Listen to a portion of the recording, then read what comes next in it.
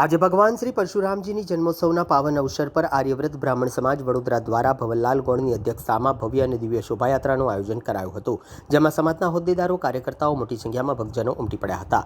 દર વર્ષે આયોજિત થતી આ શોભાયાત્રા આ વર્ષે પણ વિશેષ ભવ્યતા સાથે યોજાઈ હતી. યાત્રામાં ભગવાન શ્રી રાધેશ્યામ સીતારામની વેશભૂષામાં સજ્જ આકૃતિઓ મુખ્ય આકર્ષણનું કેન્દ્ર બની હતી, જેને જોવા લોકોમાં ખાસ ઉત્સાહ જોવા મળ્યો હતો.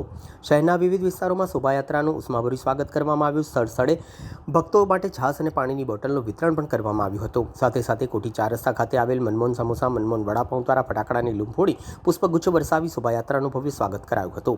દર વર્ષે શોભાયાત્રાના સ્વાગતમાં ખાસ મુસ્લિમ બિરાદર અમીનભાઈ શેખ જોડાઈને હિન્દુ મુસ્લિમ એકતાનું ઉદાહરણ પૂરું પાડે છે, જેના કારણે યાત્રામાં સેવા અને ભક્તિનો સુંદર સમન્વય જોવા મળ્યો હતો. આ શોભાયાત્રામાં માત્ર બ્રાહ્મણ સમાજ જ નહીં, પરંતુ અન્ય સમાજોના લોકો પણ મોટી સંખ્યામાં જોડાયા હતા, જે સામાજિક એકતાનું ઉત્તમ ઉદાહરણ પૂરું પાડે છે.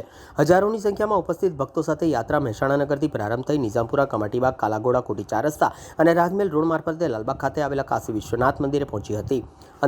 મંદિરે આરતી બાદ પૂર્ણાહુતિ કરવામાં આવી હતી અને સમગ્ર વાતાવરણ ભક્તિમય બની ગયું હતું.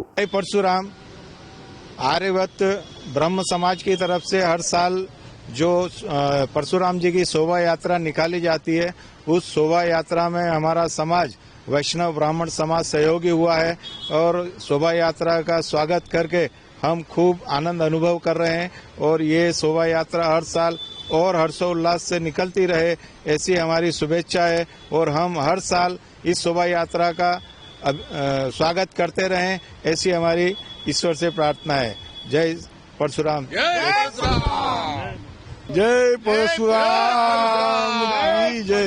जय परशुराम. आज हमारे वैष्णव ब्राह्मण समाज परशुराम जयंती के उपलक्ष्य में स्वागत व्यवस्था रखी है और हम सभी समाज वाले सबका बड़ी आराम से बड़ा स्वागत करते हैं. अभिनंदन बड़ा साथ दिया हमारा साथ में और बड़ौदा समाज वैष्णव समाज के लिए आमंत्रण है.